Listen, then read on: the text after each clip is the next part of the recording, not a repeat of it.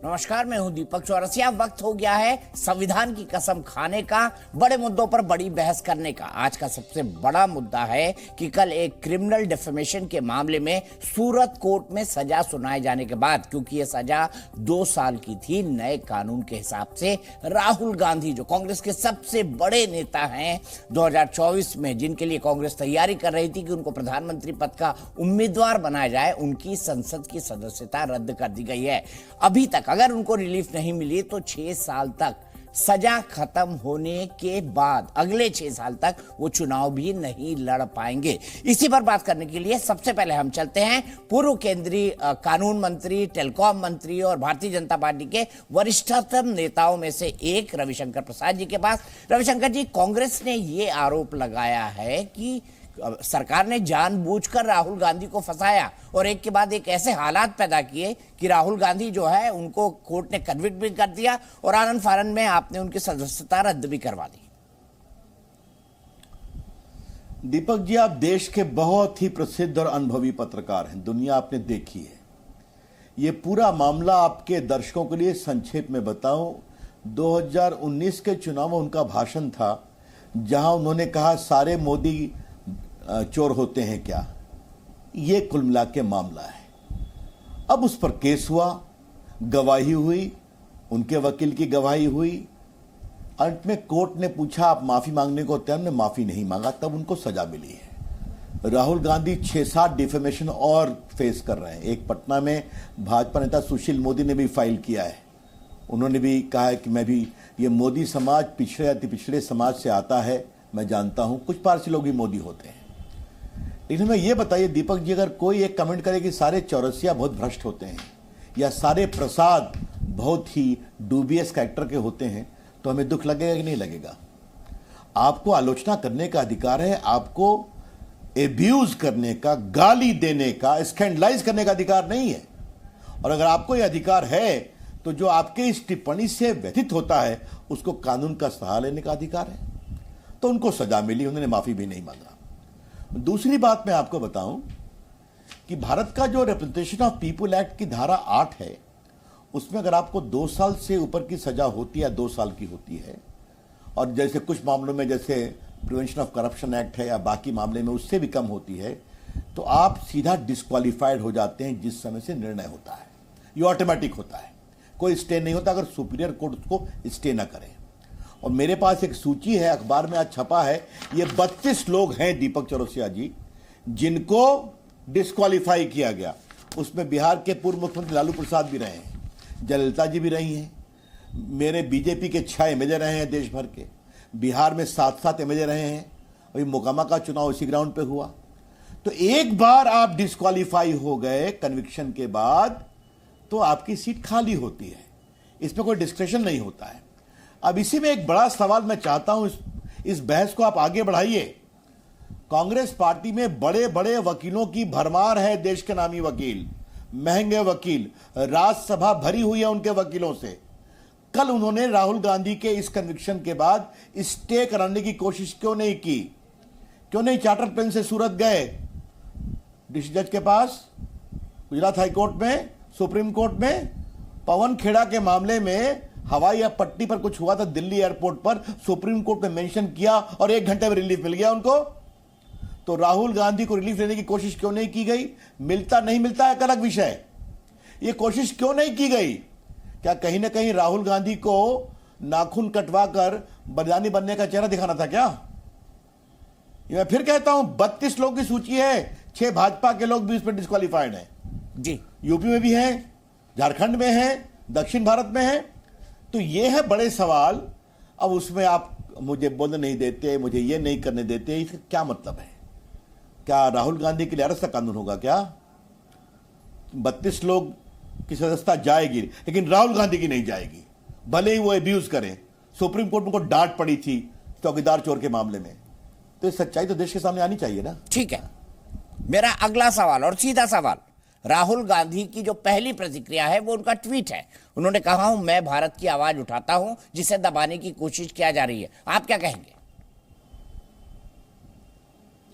गाली बढ़ना, बदनाम करना कौन सी आवाज है?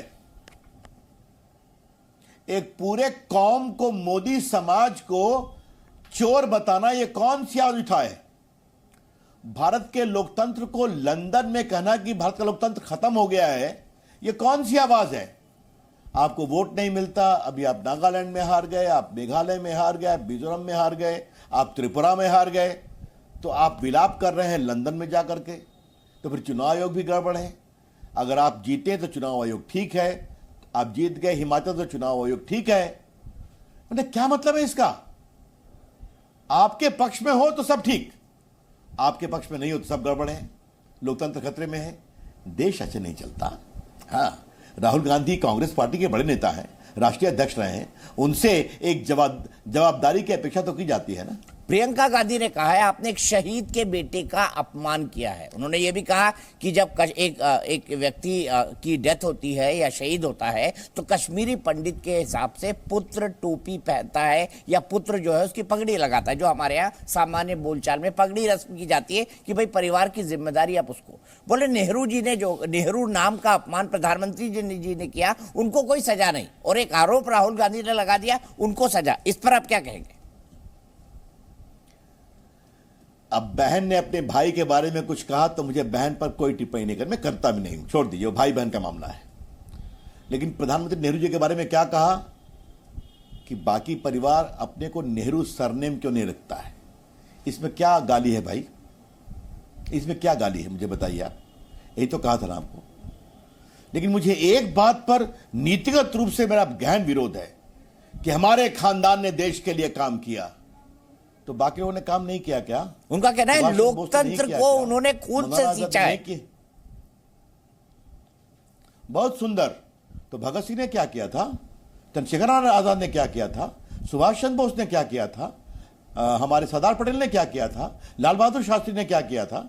ये जो हमारे अंडमान निकोबार में हमारे जो सावरकर से लेके बाकी लोगों ने अपने पूरी जवानी काल कोठरी में बिता दी, उन्होंने क्या किया था? यही तो सवाल है दीपक बाबू।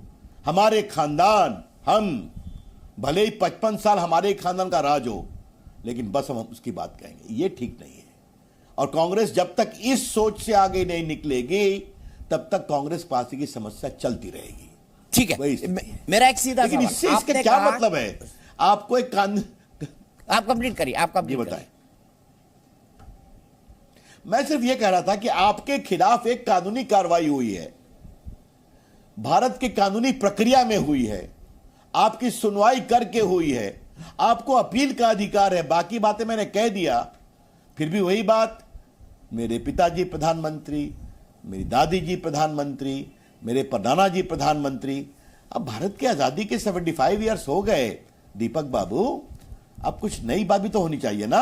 हाँ ठीक है, मैं एक चीज आपसे जानना चाहता हूं। अनुराग ठाकुर जी ने कहा कि वो कौन है जो राहुल गांधी जी को यस कानूनी सलाह दे रहा है और उनको इस हालत में पहुंचाया। दूसरी तरफ आप कह रहे हैं कि कांग्रेस स्ट्रैटेजी के तहत क्या उनको बलिदानी साबित करना चाहते हैं कि उनकी सदस्यता चली गई।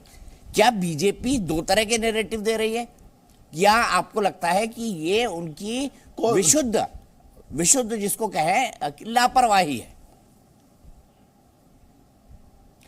जो बात अनुराग ठाकुर जी ने कहा वो भी मैं भी कह रहा हूं ना। उनके यहां तो बड़े बड़े वकीलों की फौज है ना। तो अगर एक पवन खेड़ा प्रवक्ता के लिए सुप्रीम कोर्ट को ऊपर नीचे कर करके मेंशन करके वो ऑर्डर ले सकते हैं, तो वही तत्परता राहुल गांधी के लिए क्यों नहीं दिखाई गई? मैं सिर्फ संदेहास्पद परिस्थितियों को देश के प्रमुख पत्रकार दीपक चौरसिया के शो में रख रहा हूं। मैं एक बहस प्रवोक कर रहा हूं। उनको कानून तो मालूम था ना कि अगर 32 लोगों को सजा हो चुकी है, डिस्क्वालिफिकेशन हो सकता है, तो राहुल गांधी एक्सेप्शन नहीं होंगे जब तक कन्विक्शन स्टे नहीं होगा। तो कन्विक्शन को स्टे कराने की सार्थक त्वरित कोशिश क्यों नहीं की गई? और जवाब दे रहे हैं लोकतंत्र खतरे में है, कांग्रेस को तंग किया जा रहा है। तो ये तो बात उठना चाहिए ना कहीं। मैंने उठाया आपके सामने। एक सवाल इसके बाद अब क्या देखते हैं आप? विपक्ष एकजुट होगा? क्योंकि आज तो सब राहुल गांधी जी के समर्थन में बोल रहे हैं, बहुत गलत हुआ और प्रधानमंत्री जी ने गलत किया, सरकार ने गलत किया। सभी विपक्षी दल एक सुर में। दीपक बाबू, मैंने आपको देवेगौड़ा, गुजराल, वीपी सिंह के समय से खूब देखा है और आपने देश की राजनीति को दीपक चौरसिया ने खूब नजदीक से देखा है। यह देश अब वीपी सिंह, देवेगौड़ा और गुजराल के दौर से बहुत आगे निकल गया है। यह देश नरेंद्र मोदी की अगुवाई में आगे बढ़ रहा है। स्थायी सरकार, मजबूत सरकार, और एक जब मजबूत लोकप्रिय नेता होता है तो भारत की इकोनॉमी 5वीं इकोनॉमी दुनिया की होती है। और एक जब स्थायी मजबूत नेता होता है तो अगर लंदन में भारत के हाई कमीशन पर खालिस्तानी आक्रामक कार्रवाई करते हैं और कार्रवाई नहीं होती है तो दिल्ली में ब्रिटिश हाई कमीशन के सामने की सुरक्षा हट जाती है। देखा है ना आपने? ये भी देखा है कि नहीं देखा है? हाँ, तो ये भारत है, दुनिया देखती है। और बाद में इंग्लैंड ने सुधार किया, हम कार्रवाई करेंगे, हम उनका धन्यवाद करते हैं, उन्होंने इस बात को सोचा। हमारा खाली कहना यह है आज के भारत में फिर ये लोग, और ये बताइए क्या ममता जी, क्या अखिलेश यादव, क्या तेजस्वी यादव, क्या नीतीश कुमार और क्या वो हमारे तेलंगाना के मुख्यमंत्री और क्या वामपंथी ईमानदारी से राहुल गांधी को नेता मानने को तैयार हैं क्या? ये क्या बातें की जाती हैं बार बार? ठीक है, आज का दिन है, उनको अपनी बातें कहने दीजिए, हमें कुछ नहीं कहना है। कोई लाख मिले, कोई लाख दूर हो, ये देश मोदी जी के साथ चलेगा और भारत को आगे बढ़ाएगा, यही जनता का अभिमान। पर रविशंकर जी, आप अरविंद केजरीवाल का नाम भूल गए या जानबूझ के आपने छोड़ दिया? आजकल अरविंद केजरीवाल जी परेशानी में है, हाँ, है ना? और जिस तरह के शब्दों का प्रयोग वो मोदी के खिलाफ कर रहे हैं, मोदी जी अनपढ़ हैं, ये कौन सी भाषा है? मैं भर्त्सना करता हूं अरविंद केजरीवाल की। वो इंडियन रेवेन्यू सर्विस के अफसर रहे हैं, उन्होंने अपनी पार्टी में कितना लोकतंत्र रखा है ये मुझसे ना पूछें, ये योगेंद्र यादव से पूछें, ये किरण बेदी से पूछें, ये साजिया इल्मी से पूछें, ये हमारे प्रशांत भूषण से पूछें, ये कुमार विश्वास से पूछें, क्यों उन लोगों को छोड़ना पड़ा जो सभी हमारे उस महान जो महाराष्ट्र के थे उनके शिष्य थे, जो क्रांतिकारी थे। हाँ, तो हमें वो ना सिखाएं लोकतंत्र की नसीहत, लेकिन जिन शब्दों का प्रयोग किया उन्होंने मोदी जी के बारे में वो बहुत दुर्भाग्यपूर्ण है और बहुत शर्मनाक है। क्या इसके खिलाफ केस करेंगे आप? अब चलिए साहब, हर चीज केस क्या है, छोड़िए। आखिरी सवाल, देश की जनता दीपक शरद बाबू पवार जी के यहाँ राजनीतिक जवाब देगी। ठीक है, कल शरद पवार जी के यहाँ एक बैठक हुई फ्लोर लीडर्स की। आप खुद लोकसभा से आते हैं, सालों आप राज्यसभा में भी रहे, इस बैठक को आप किस तरह से देखते हैं? और दूसरा, उसमें फिर एक डाउट क्रिएट किया गया कि ईवीएम पर संदेह दूर करे चुनाव आयोग, संदेह दूर नहीं करता, इसको आप किस तरह से देखते हैं? और ठीक चुनाव से एक साल पहले ये बात क्या क्या पॉलिटिकल मैसेज देती है? ये कोई नई बात तो नहीं है। 2004 में मनमोहन सिंह की सरकार बनी तो ईवीएम से साए कि नहीं? शरद पवार के लोग जो जीते हैं 45+, वो ईवीएम से जीते हैं कि नहीं जीते हैं? अभी जो जीते हैं आपके हिमाचल प्रदेश में कांग्रेस पार्टी तो ईवीएम से जीती है ना। राहुल गांधी वायनाड में जीते हैं तो ईवीएम से जीते हैं ना। मैं कितनी कहानी बताऊं, ये जो वामपंथियों की सरकार बनी है वहां पर ईवीएम से जीते हैं ना। और जो कपिल सिब्बल भाषण दे रहे थे, 2 बार वो दिल्ली से एमपी हुए हैं तो ईवीएम से ना लोकसभा जीते थे। तो आप अखिलेश यादव सीएम बने तो ईवीएम से बने थे ना उत्तर प्रदेश के। तो आप जब जीत जाए तो ईवीएम ठीक, इलेक्शन कमीशन ठीक, आप जब हार जाएं तो बस, ये तो ठीक नहीं है। अरे कभी तो स्वीकारें, बस यही समस्या है। ये लोग अपनी हार को स्वीकार नहीं कर पाते क्योंकि ये देश बदल गया है।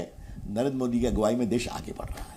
बहुत बहुत शुक्रिया रविशंकर प्रसाद जी, हमसे जुड़ने के लिए, अपने थॉट शेयर करने के लिए। ये थे पूर्व कानून मंत्री और भारतीय जनता पार्टी के वरिष्ठ नेता रविशंकर प्रसाद जी।